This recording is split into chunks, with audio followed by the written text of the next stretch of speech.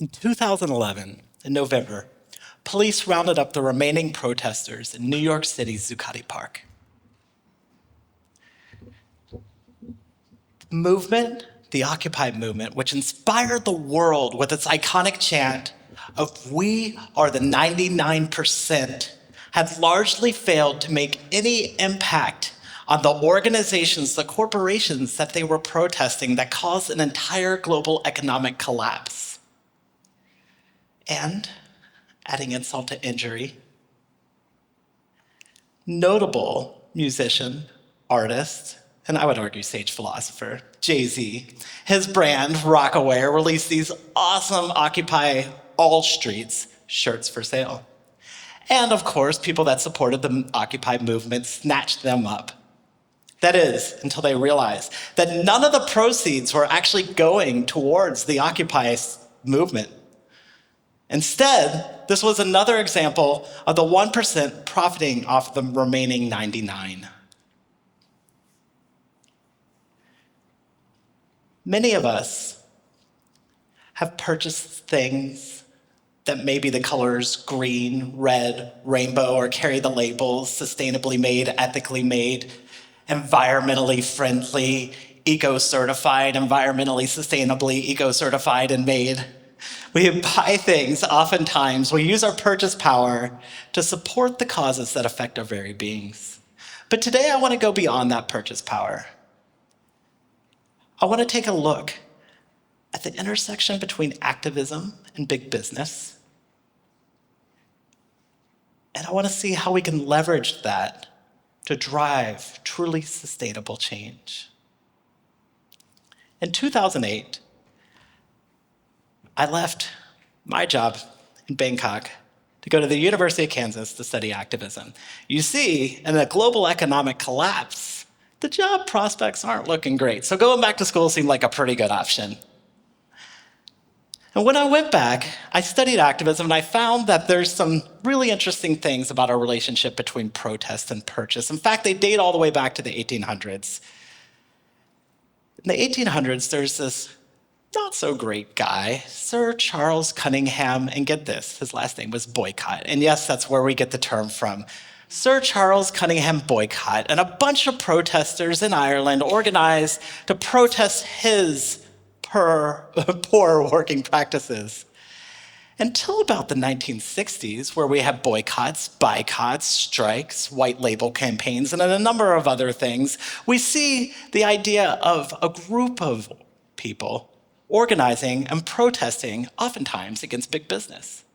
But in the 1970s, something changed, and the way that we do activism invariably shifted. Because in the 1970s, we see activism become big business. Doing the unthinkable, locking arms with corporate power. We've studied this a number of different ways in academia. Scholars have suggested that we kind of approach it through a corporate social responsibility lens, or CSR. We have political consumerism, branded activism, and a term that I coined, which is commoditized resistance. There are a number of different ways to slice this up. But in my research, what epitomized this shift was when I heard a quote from a former WWF CEO, and I love the World Wildlife Foundation, who said, "Coca-Cola has done more to protect nature than the UN." Now, as someone that works with a special initiative of the UN called the Global Compact Network, with big businesses like Coca-Cola, to literally protect the environment, I would respectfully disagree. You see, in my job, I have a pretty cool job. I get to work with big businesses to help drive the UN Sustainable Development Goals, or the SDGs. And I work with businesses to push them towards being more sustainable and having a more sustainable society. But in this job, I've noticed that businesses are influenced primarily by two things, these twin pillars of capital and policy. Or simply put, we have money and laws. And both require collective action beyond our individual purchase power. When we take a look at what we can do in terms of capital, there's a simple thing that we can tangibly access, and it is our retirement. And when we move over to something like an ethical or sustainable retirement fund, we get to be a part of a collective $4 trillion of retirement influence. You see in Australia, our superannuation funds, or 401ks as they are in the US, but specifically ours, are worth a disproportionate amount of influence. And that influence can be used to drive sustainable change. To put it in perspective, there's only about 80 to 90 trillion dollars in the entire global economy. And I get to work with some really, really cool business leaders that are driving change within that economy. And one such leader, the CEO of a very big superannuation fund, recently shared that they have nearly $90 billion of influence at their disposal. And they are doing two things with that. First off, they are driving sustainable change, specifically through the Sustainable Development Goals number 5, which is gender equality, and number 13, which is climate action. And they're pushing the businesses that they invest in to be more sustainable. And 2, they are making sure that future me doesn't have to work until the day that he dies. That future me might be able to afford a beer and a beach holiday someday because they know what research is increasingly suggesting, that good business is sustainable business.